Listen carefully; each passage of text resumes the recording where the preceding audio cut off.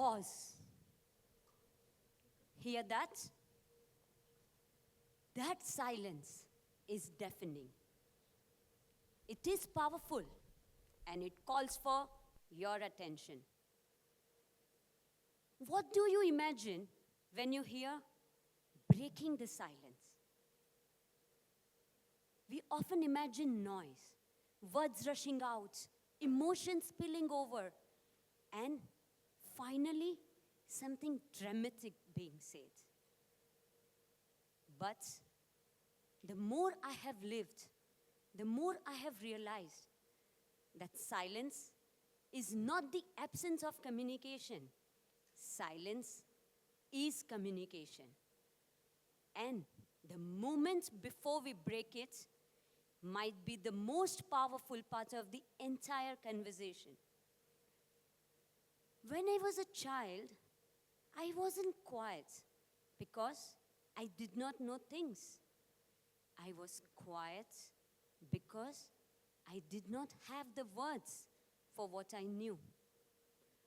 I remember sitting in class with ideas buzzing in my head, my hand half raised, my confidence full, until the exact second that I had to speak. And then everything fell apart. Not because the thought disappeared, but because the vocabulary didn't exist yet. It's a strange kind of silence when your mind is loud, but your language is small. This hampers the confidence of a young dreamer. It instills a drive to speak their minds out, pour their hearts out. This silence is not a fear, it's processing. Think about first few weeks in a new job or in any new settings. You start noticing things immediately. Systems that don't make sense. Processes that feel outdated. In conversations that keep on going in circles. And there is this pressure to say something early, to show that you are sharp, to prove that you belong. But what people don't talk about enough is the value of not speaking just yet. Because when you are new, you don't know the full story. You don't know why things are the way they are. You don't know which battles are worth fighting and which ones are just a noise. So, you pause. You watch. You absorb. Not because you are scared, but because you are collecting context. All you do is remain silent. Silence has phases. There is silence when you are learning the language of a new space. There is silence while you are observing people and patterns. And the silence right before you speak, the one that sharpens your thoughts. Each phase serves a distinct purpose. Speak when your words build forward, not just push back.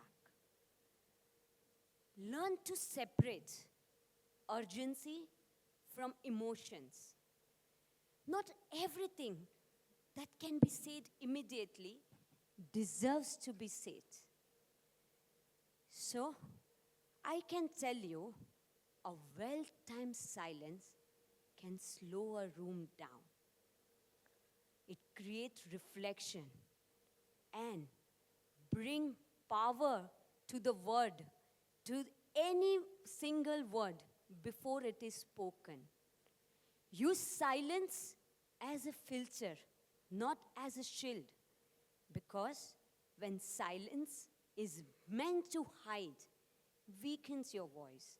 But silence used to refine, it strengthens your voice.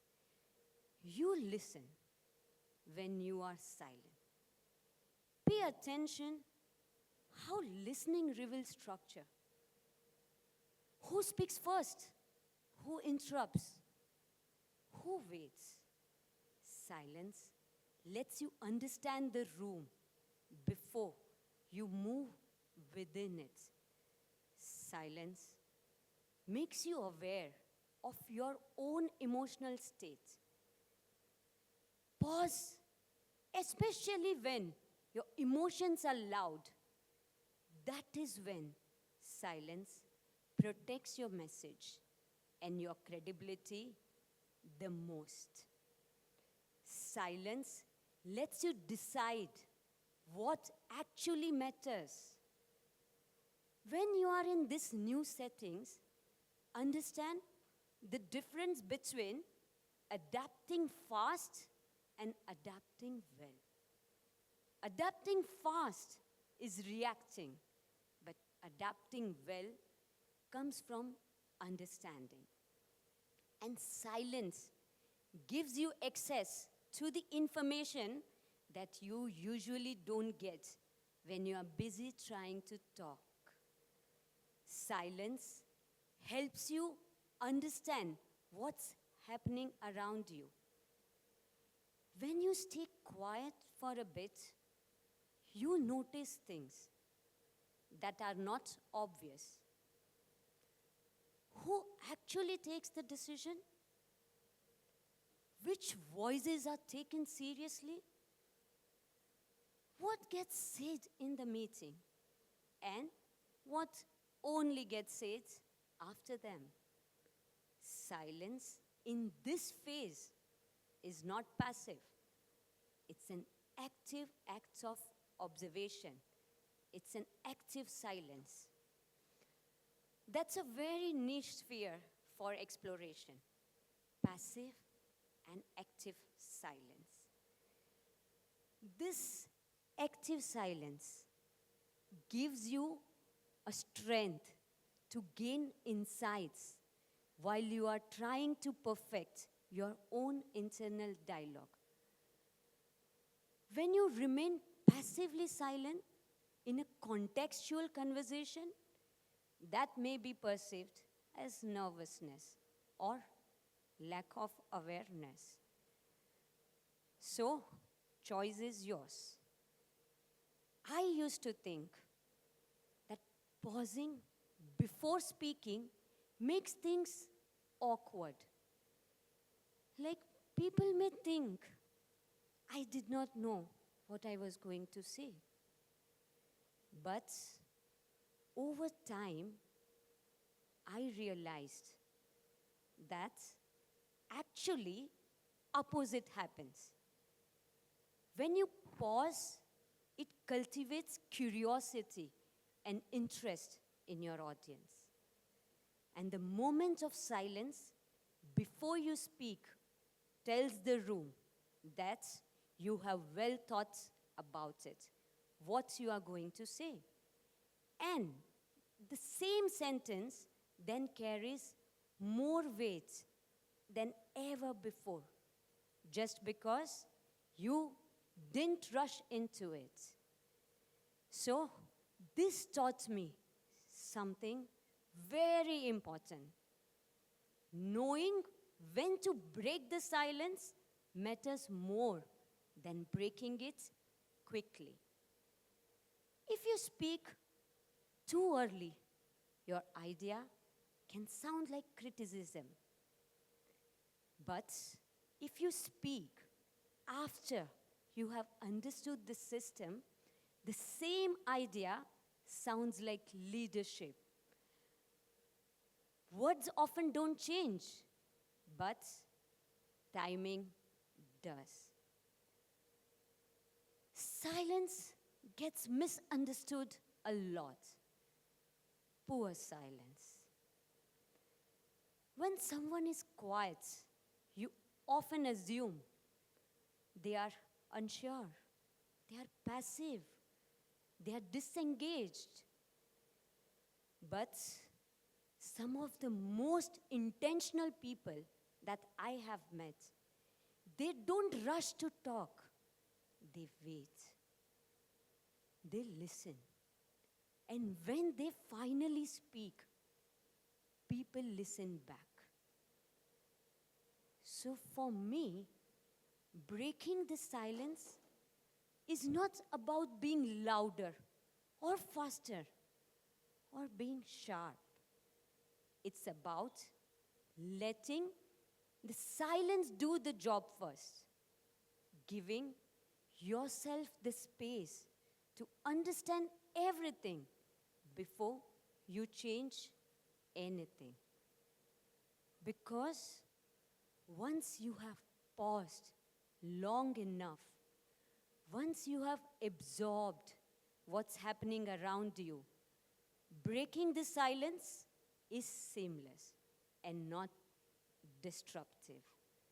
And that's where the posing approach of 3, 2, 1 changed everything for me. So 3 seconds of pause before responding helps me settle the impulse, stop me from reacting. 2 questions in my head. Do I understand this fully? And will this add value right now? And 1 clear intention. What do I actually want my words to do here? And that's the shift we all need to make. Stop treating silence as something to escape from and start seeing silence as something that offers us a chance, a moment of introspection, a chance to hone ourselves.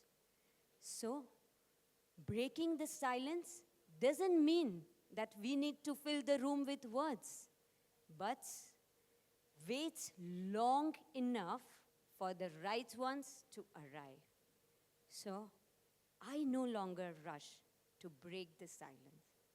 I let it shape my words before I let them go.